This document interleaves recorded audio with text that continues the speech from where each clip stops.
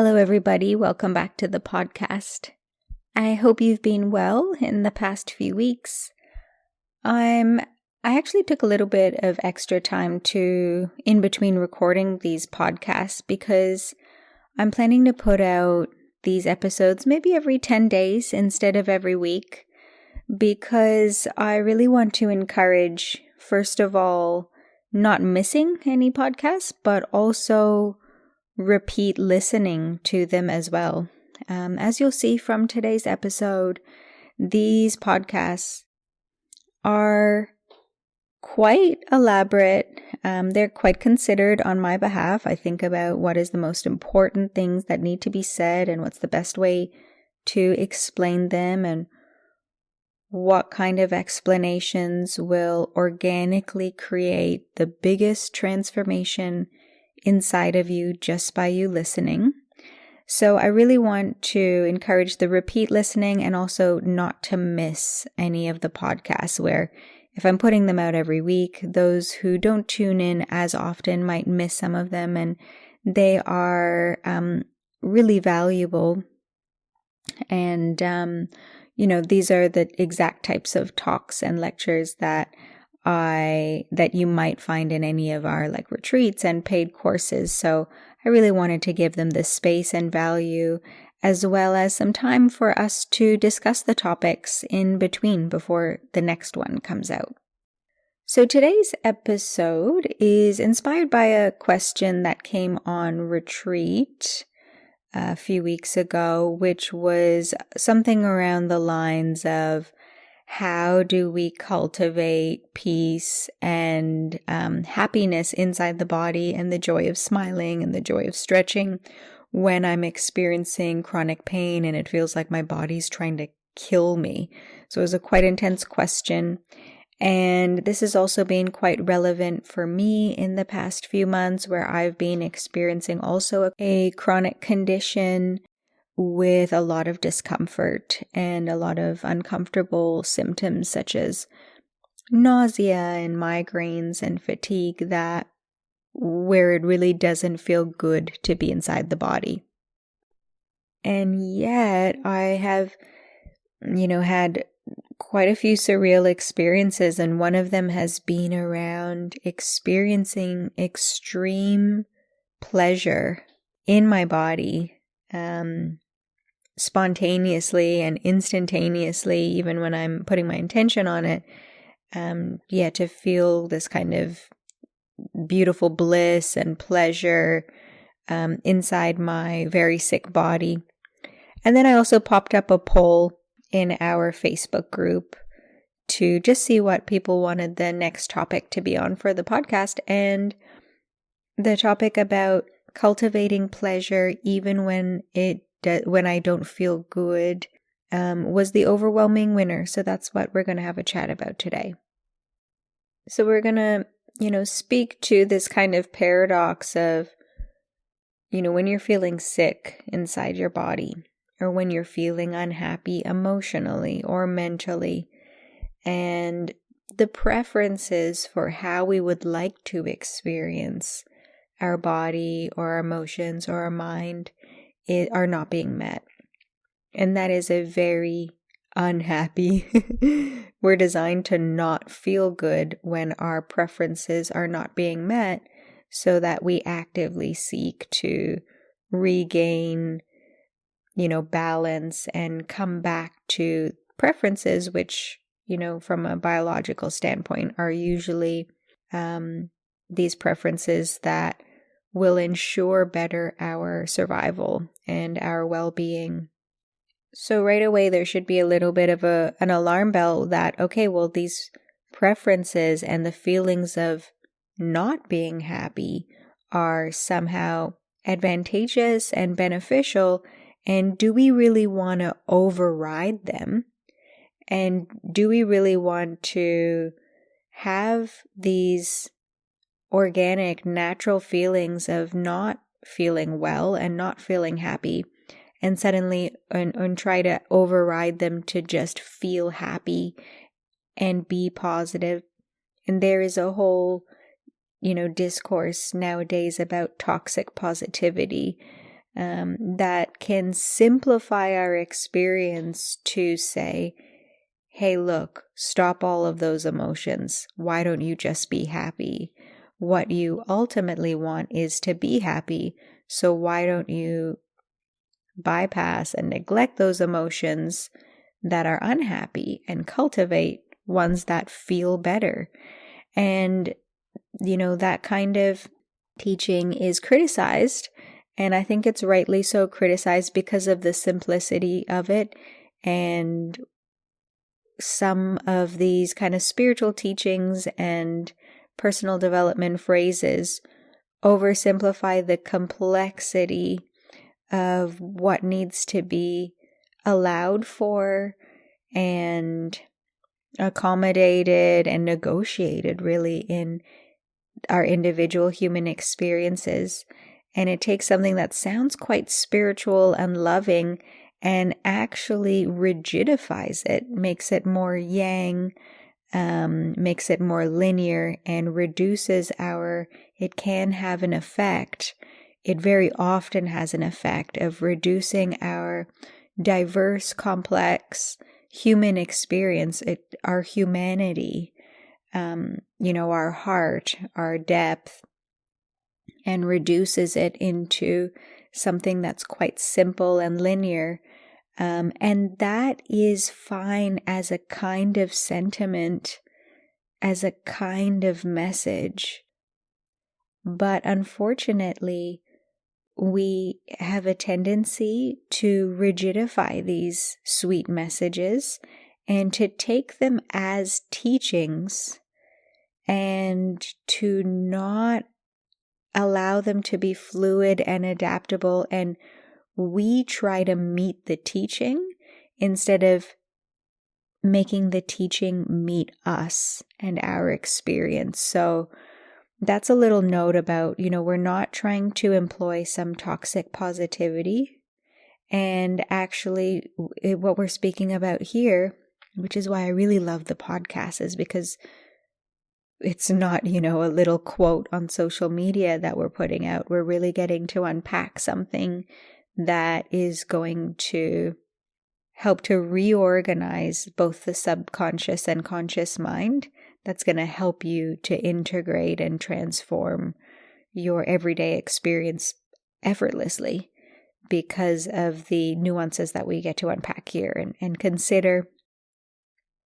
So here we want to be aware of the nuance of this consideration, that we want to both completely feel, acknowledge, deeply accept, and, participate with and listen to the messages of discomfort, dis-ease, unhappiness that are present.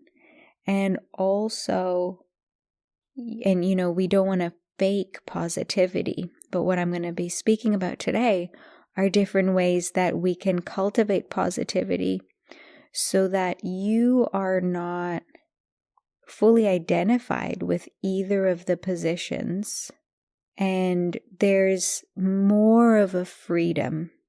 This is the biggest, really the biggest consideration for us, the biggest consideration whenever we speak about suffering. It's the lack of freedom to choose the way we want to think and feel. And, there's this kind of toxic positivity or toxic personal development message that every single one of us gets to choose our behavior. We get to choose our responses. We get to choose our thoughts every day. It's a choice and make it and stuff. And actually that's, as we know from our experience, it's completely incorrect that is a fact, but that is something actually, it is a skill that can be cultivated.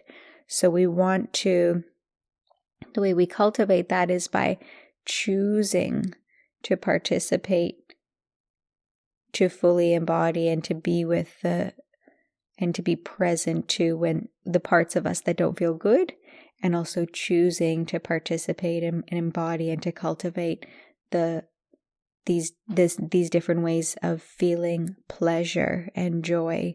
So when we actively choose and our life becomes about making these choices, then we develop that skill, and it can happen spontaneously more often and better and easier for us.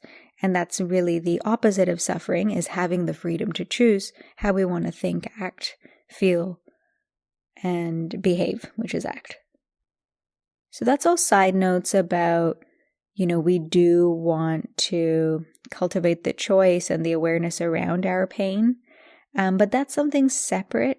And that is the topic of other episodes about how to be present to discomfort as a way to empower yourself, heal yourself, and resolve those issues. So actually resolving our suffering instead of waiting for the charge of it to simmer down and the trigger to be ever more present. So actually resolving our suffering is another episode, but here we are interested in cultivating happiness and the experience of joy and pleasure inside of our body. Because that is, of course, what we want to experience most is as happiness. It's our system wants that experience, and also the experience of happiness and positivity and pleasure is also a tool for healing and for resolving and for getting more clear and getting more healthy and getting more connected.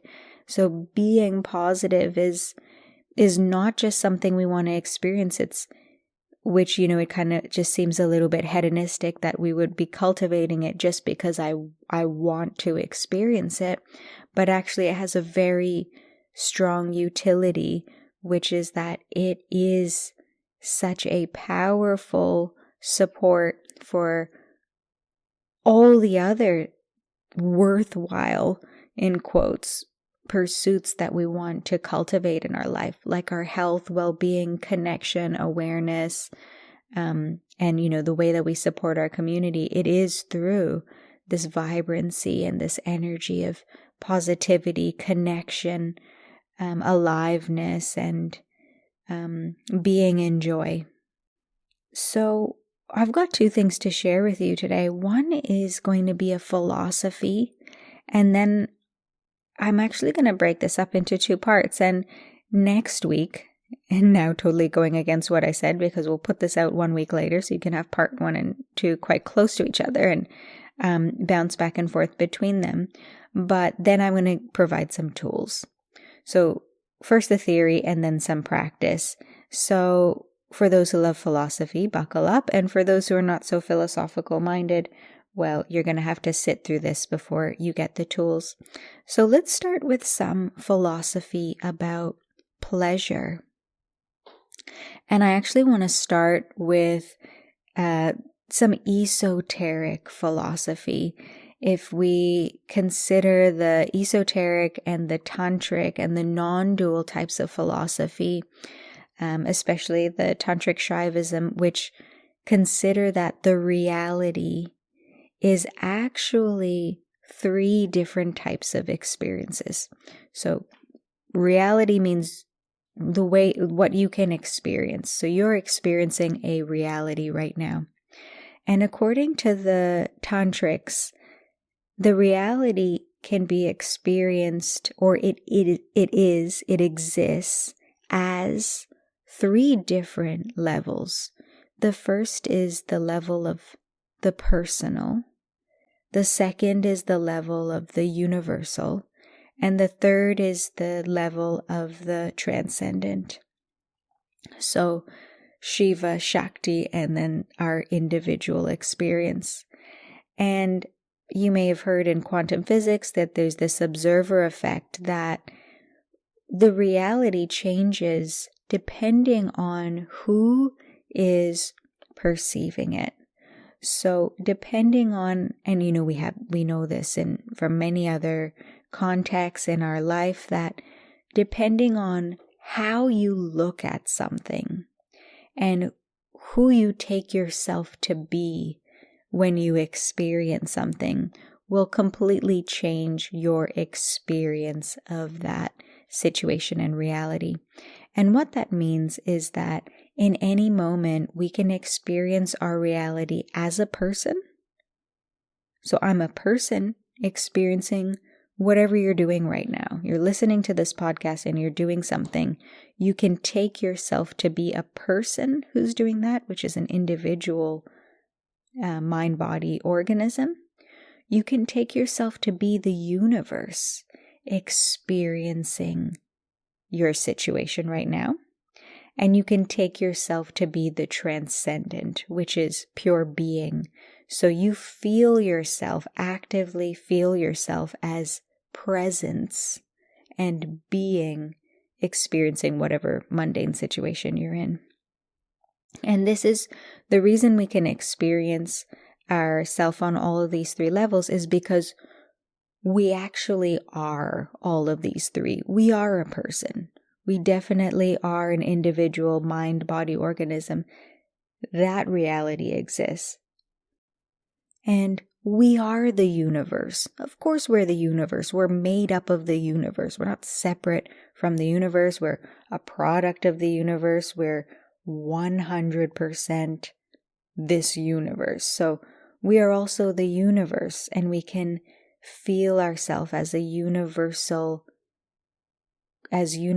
components, as universal constituents, as a universal presence or energy that is experiencing. So we can recognize that part of ourself as us as we experience. That's our identity when we experience the moment. Our default is obviously personal. And then we're also being. We're also existence. We exist. So that's also one of our layers or our dimensions of our being, is a formless existence. And of course, connecting to that in a philosophical but also in an experiential way is the whole domain of our awakening practice.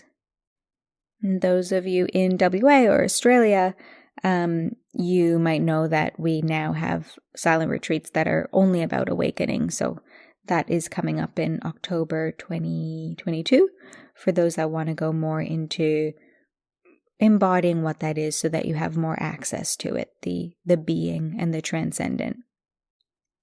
So before I go into talking about the different tools of cultivating pleasure when we're not, necessarily feeling good, I wanted to speak to that there are these three levels of pleasure.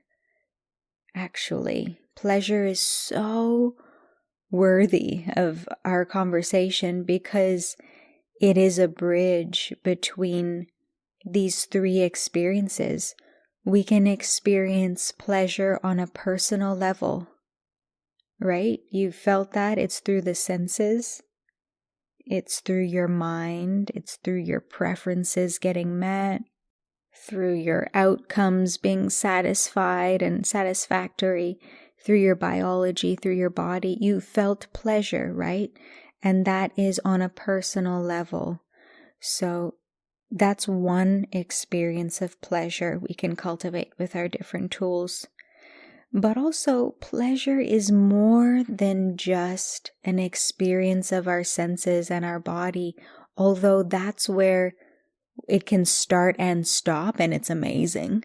It can be absolutely blissful just on a personal level, but really it borrows from its wider body of existence that pleasure is an energy as well, that you could conjure up purely with your imagination. And you can connect to pleasure. So in that way, we're not seeing that our personal experience, whatever we're experiencing personally, isn't creating pleasure. But on a universal level, we realize that pleasure exists as a field of pleasure energy, and we open to it and we actively connect to it and choose through our imagination, and then through the experience of our body, and then through this wider experience of our energy and our being, we can choose to connect to pleasure without object. We remember pleasure. And in different forms of yoga, like classical yoga, actually the memory of an experience is way more powerful than trying to create it again physically with a chocolate cake. Actually, the memory of a positive emotion or spiritual state is more potent because you're not relying on the object anymore. You're connecting directly to that field and that body of energy of pleasure itself. So pleasure is also a universal energy. And then finally, pleasure is a personal and a universal experience, but pleasure is also the experience of nothingness or of being. So pleasure is also an experience of the formless reality. So when we think about the present moment, or the spaces between thoughts, or the spaces between breaths, or we connect to the heart space and the deep feeling of peace at the center of our being. That's not even an energy we're connecting to. We're connecting to something that is the absence of anything. And that's also pleasure. So when we feel pleasure on a personal level, we're feeling pleasure on a universal and transcendent level inherently because it's all the same thing. It's just about the observer effect and which one you're most aware of. And our default is to be most aware of the personal, which is totally fine. But I just wanted to give you this background info before we go into the techniques, that pleasure is a wide body of experience, a wide body of work to cultivate that is not, that the poll came back so overwhelmingly like, okay, show us how to cultivate pleasure when I don't feel good. I don't get it. I don't feel good. How am I supposed to feel good? So that kind of pointed to me that this would be a good understanding that there's something much wider to be cultivated here. And I look forward to sharing more about some tools and techniques of how to cultivate and connect to this body of pleasure in our next episode. Thank you for listening. And as always, head into the Facebook group and comment on the thread and the post about this episode. I would love to hear your thoughts about it, and I look forward to sharing more with you next week. Thank you for tuning in to the Functional Spirituality Podcast.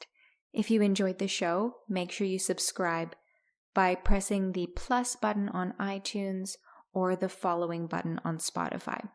This is going to ensure that this resource is available and top of mind when you most need it. So please subscribe now.